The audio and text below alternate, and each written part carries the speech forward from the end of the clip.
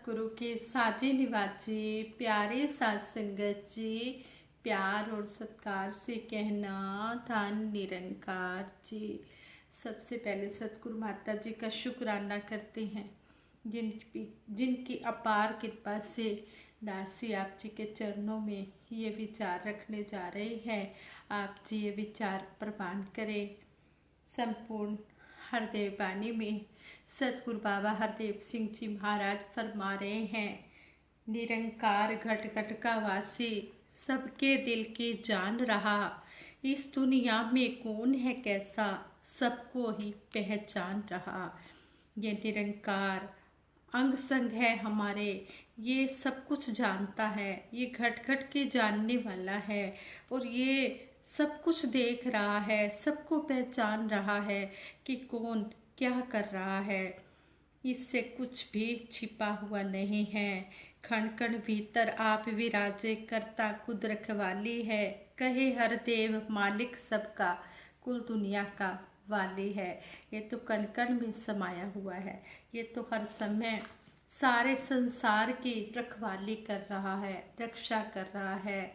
ऐसा हमें प्यारा ये सतगुरु निरंकार मिला है। हम हर समय इसका गुणगान करें, जितना भी गुणगान करें उतना ही कम है। संगत जी, दासी आप जी के चरणों में एक स्टोरी शेयर करने जा रही है। आप जी ये प्रवान करें। अगर कोई गलती हो जाए तो क्षमा करें। एक समय की बात है कि यूरोप के किसी देश में भारी बर्फबारी हुई। लोगों का घर से बाहर निकलना मुश्किल हो गया। वहीं एक छोटा सा गांव था। गांव के सभी वासी कलाकार थे। हर कोई वहाँ कलाकार था। कोई मूर्तियाँ अच्छी बनाता, कोई पेंटिंग अच्छी करता, तो कोई म्यूजिक में बहुत ज़्यादा प्रसिद्ध था, बहुत ज़्यादा एक्सपर्ट था। एक दो दिन तो लोग अपने घरों में ही बैठे रहे। एक दिन एक व्यक्ति घर से बाहर निकला। उसने काफ़ी बर्फ़ को इकट्ठा किया और उस बर्फ़ से एक जानवर की मूर्ति को बनाया। मूर्ति बहुत अच्छी बनी। ऐसे लग रही थी जैसे बिल्कुल सजीव सी हो। लगता था कि अभी यह बोलने लग पड़ेगी, अभी यह चलने लग जाएगी। उसकी देखा देखी और लोग भी घरों से निकले और बर्फ की मूर्तियाँ बनाने में लग गए। किसी ने हाथी की बड़ी मूर्ति को बनाया तो किसी ने बर्फ का महल खड़ा कर दिया। वहीं मूर्तियाँ खड़ी हो गई। मूर्तियों को देखने के लिए आसपास के गांवों के लोग भी आ रहे थे। ऐसा लग रहा था जैसा कि मूर्तियों का शहर खड़ा हो गया हो। उसी गांव में एक इंसान था जो किसी पूर्ण संत महात्मा का शिष्य था। वह भी यह सब देख रहा था। उसने भी उन मूर्तियों को देखा। उसकी आंखें भर आई। उसे हर मूर्ति में प्रभु ही नजर आ रहा था। उसने भी कुछ बर्फ को इकट्ठा किया और उसने अपने गुरुदेव की मूर्ति को बनाया। मूर्ति लाजवाब बनी, बिल्कुल सजीव लग रही थी। उस मूर्ति को देखने के लिए काफ़ी लोग आए। जो कोई भी देखता तारीफ किए बिना ना रह पाता। लगता था कि यह मूर्ति शायद अभी बोल पड़ेगी। अगले दिन ही सूर्य निकल आया और लोग अपने अपने घरों को वापस जाने लग गए। सभी को अपने अपने रुके हुए काम जो निपटाने थे। सूर्य की तेज गर्मी हुई तो मूर्तियां पिघलनी शुरू हो गई। गधे की मूर्ति ने हाथी की मूर्ति को देखा कि वह पिघल रही थी। उसे पिघलता देख गधे की मूर्ति ने हंसना शुरू करते हुए हाथी की मूर्ति से कहा, इतना बड़ा शरीर तेरा देख पिघल रहा है। हाथी की मूर्ति ने जवाब दिया, तू अपनी फिक्र कर, मैं नहीं, तू पिघल रहा है। सभी मूर्तियों ने एक दूसरे की तरफ देखा। तो पता लगा कि सभी मूर्तियां पिघल रही थी। सभी मूर्तियां चित्कार उठी। सभी मूर्तियों का रोना शुरू हो गया। तभी वही मूर्तियों में एक मूर्ति थी जो धीरे धीरे मुस्कुरा रही थी, पर सभी मूर्तियों को रोते देख खिलखिलाकर हंसने लग गई। सभी मूर्तियों ने उस तरफ निगाह दौड़ाई जिस तरफ से हंसने की आवाज आ रही थी। वह सभी संत महापुरुषों की वह उसी संत महापुरुष की मूर्ति थी जिसे उसे उसका शिष्य बना गया था। सभी मूर्तियां एक साथ चिल्लाई, हम सब खत्म हो रही हैं और तुझे हंसी आ रही है। खुद को देख, तू भी खत्म हुआ जा रहा है। मैं खत्म नहीं हो रहा, मुझे मालूम है मैं खत्म नहीं हो रहा हूँ। मैं तो अपने घर वापस जाने की तैयारी कर रहा हूँ। आप भी अपने घर वापस चले जाओगे। कौन सा अपना घर? अपना घर है ना? हाँ, अपना घर है, जहाँ हम इस समय मूर्तियाँ बनकर खड़े हैं। ये हमारा अपना घर नहीं है, हमारा घर तो महासागर है। ये महासागर, महासागर क्या होता है? ये है कहाँ पर? जहाँ से हम सभी बिछड़कर यहाँ आए हैं, वह महासागर कहलाता है। जब ये हमारा घर ही नहीं है तो हम यहाँ कैसे आ गए? भाप बनकर उड़े, कोई नाली में जा गिरा, नाली का रूप हो गया। कोई तालाब में जा गिरा, तालाब का रूप हो गया।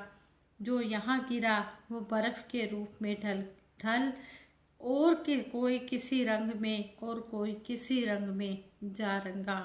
हमने तो कभी सुना नहीं कि कोई महासागर भी होता है। सभी ने एक ही आवाज में कहा कि हमने कभी नहीं सुना कि कोई महासागर होता है। अगर आप अपने घर वापस जाना चाहते हैं तो सदा मेरे साथ रहना। उस मूर्ति ने कहा, जो मूर्ति हंस रही थी, कहने लगे कि अगर आप अपने घर वापस जाना चाहते हैं तो सदा मेरे साथ रहना। मेरे साथ साथ आप भी वहीं पहुंच जाओगे जहां से हम बिछुड़कर यहाँ आन फंसे हैं। सभी मूर्तियों ने एक दूसरे की तरफ देखा, पर लग रहा था कि उन्हें कुछ समझ में नहीं आया था। सभी को नहीं तो कुछ को तो समझ आ गया होगा। इस संसार में सभी इन्हीं मूर्तियों की तरह आन फंसे हैं। कोई यहाँ गिरा तो कोई वहाँ गिरा, कोई किसी योनि में तो कोई किसी रूप में। पर जिन्होंने किसी संत महापुरुष की शरण पकड़ ली, वे ही अपने घर वापस चले जाते हैं। बिना पूर्ण सतगुरु की शरण में आए बिना अपने घर वापस जाना बहुत मुश्किल है। आओ जाने कि अपना घर कहाँ है। अपना घर वहाँ है जहाँ परम पिता परमात्मा विराजित है। कबीर साहिब जी, श्री गुरु नानक देव जी महाराज, संत रविदास जी और अन्य सभी संतों की वाणी भी हमें यही इशारा करती हैं कि सभी महापुरुषों ने हमें अपने घर वापस चलने को कहा है, पर वापस वही पहुंचते हैं जिन्होंने वापस अपने घर जाने के उपाय को पूर्ण सतगुरु की शरण में आकर जाना है। यह युक्ति महापुरुषों के अलावा, पूर्ण सतगुरु के अलावा किसी के पास भी नहीं है। ऐसे दे हाथ कुंजी, ऐसे दे हाथ ताला, ले कुंजी जो ताला खोले, विरला किस्मत वाला। सतगुरु के हाथ में ये ब्रह्म ज्ञान की चाबी है, ताला है। ये कोई विरला किस्मत वाला होता है जो सतगुरु के चरणों में आ जाता है। इस अनमोल ब्रह्म ज्ञान को पाकर अपने असली घर की पहचान कर लेता है कि मैं कहाँ से आया हूँ और कहाँ मैंने जाना है।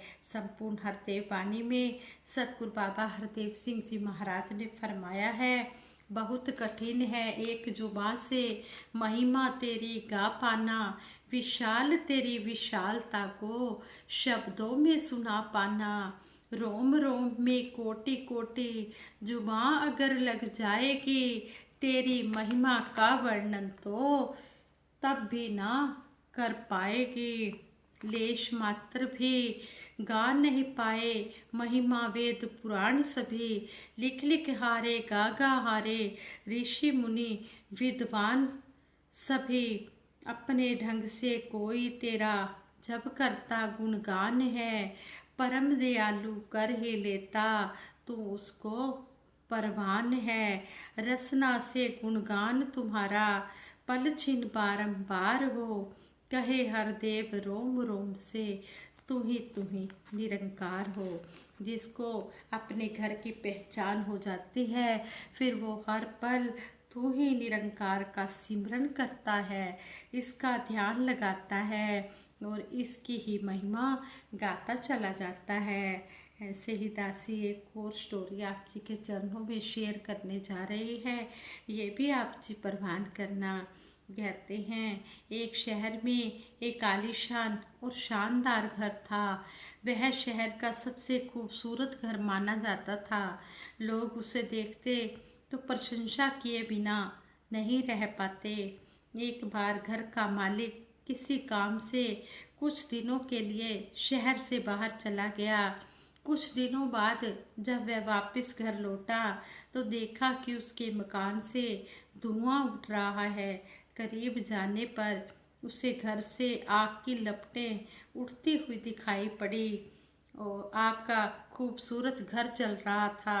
वहाँ तमाशा देखने वालों की भीड़ जमा थी जो उस घर के जलने का तमाशा देख रहे थे। अपने खूबसूरत घर को अपने ही आंखों के सामने जलता हुआ देख वह इंसान चिंता में पड़ गया। उसे समझ नहीं आ रहा था कि अब वह क्या करे, कैसे अपने घर को जलने से बचाए। वह लोगों से मदद की पुकार करने लगा कि वे किसी भी तरह उसके घर को जलने से बचा लें। उसी समय उसका बड़ा बेटा वहां आया और बोला, पिताजी घबराइए मत, सब ठीक हो जाएगा। इस बात पर कुछ नाराज होता हुआ पिता बोला, कैसे ना घबराऊं, मेरा इतना खूबसूरत घर जल रहा है। बेटे ने उत्तर दिया, पिताजी माफ कीजिएगा, एक बात मैं आपको अब तक बता नहीं पाया था। कुछ दिनों पहले मुझे इस घर के लिए एक बहुत बढ़िया खरीदार मिला था। उसने मेरे सामने मकान की कीमत की 3 गुनी रकम रखी थी। सौदा इतना अच्छा था कि मैं इनकार नहीं कर पाया और मैंने आपको बिना बताए सौदा तय कर लिया। ये सुनकर पिता की जान में जान आई। उसने राहत की सांस ली और आराम से यूं खड़ा हो गया जैसे सब कुछ ठीक हो गया हो। अब वह भी दूसरे लोगों की तरह तमाशा बनकर उस घर को जलते हुए देखने लगा। तभी उसका दूसरा बेटा आया और बोला, पिताजी हमारा घर जल रहा है और आप हैं कि बड़े आराम से यहाँ खड़े होकर इसे जलता हुआ देख रहे हैं, आप कुछ करते क्यों नहीं? बेटा चिंता की कोई बात नहीं है, तुम्हारे बड़े भाई ने ये घर बहुत अच्छे दाम पर बेच दिया है। अब ये हमारा घर नहीं रहा, इसलिए अब मुझे कोई फर्क नहीं पड़ता है। आगे से बेटे ने कहा, पिताजी भैया ने सौदा तो कर दिया था लेकिन अब तक सौदा पक्का नहीं हुआ है। छोटा बेटा जो दूसरा बेटा आया उसने कहा, पिताजी भैया ने सौदा तो कर दिया था लेकिन अब तक सौदा पक्का नहीं हुआ है, अभी हमें पैसे भी नहीं मिले हैं। आप बताइए इस जलते हुए घर के लिए कौन पैसे देगा? यह सुनकर पिता फिर से चिंतित हो गए और सोचने लगे कि कैसे आग की लपटों पर काबू पाया जाए। वह फिर से पास खड़े लोगों से मदद मांगने लगा।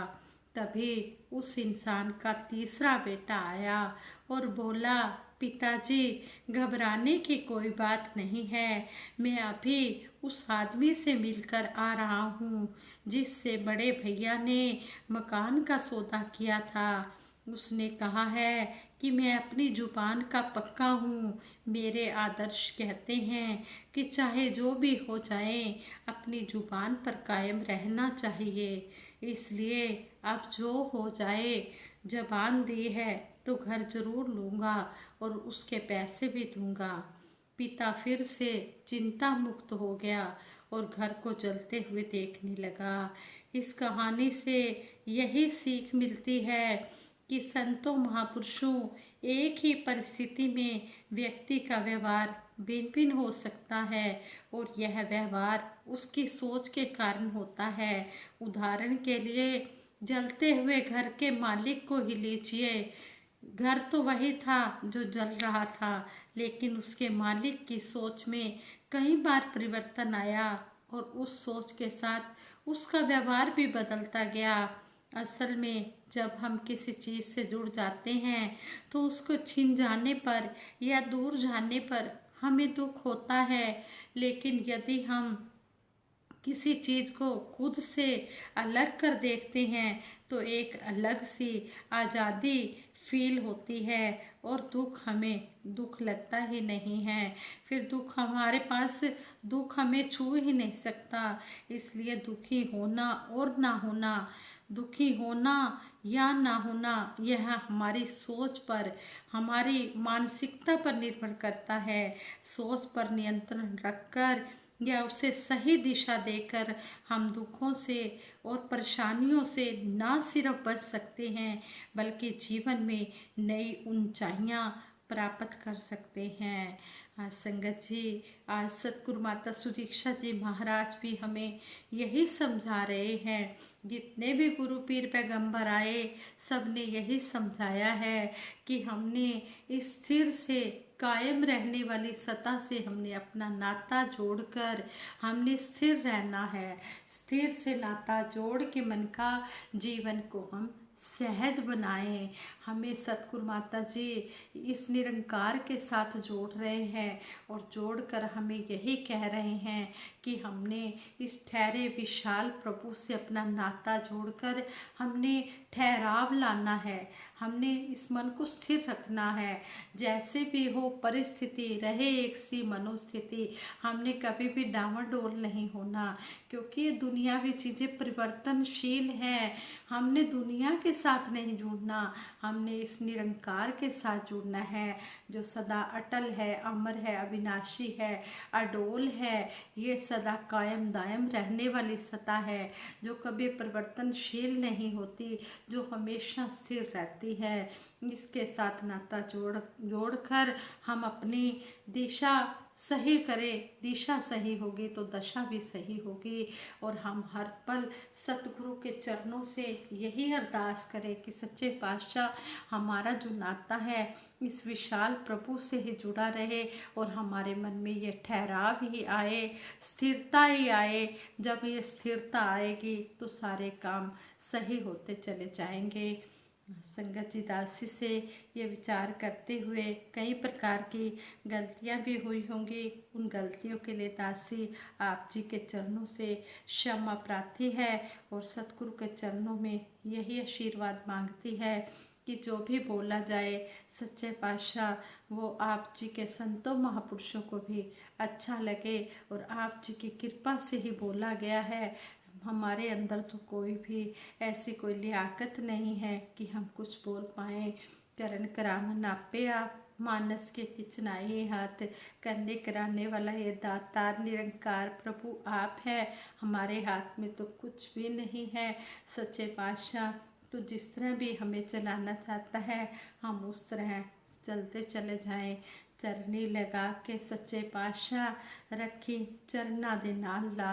हे मेरे सच्चे पातशाह, हमें हमेशा अपने चरणों से जोड़ के रखना और हमें अपना सेवादार बना के रखना। दासी सबके भले की कामना के लिए सिमरन करवाएगी। सभी ने मिलकर इसमें सहयोग देना है। तू ही निरंकार मैं तेरी शरण हाँ, मैनू बख्श लो।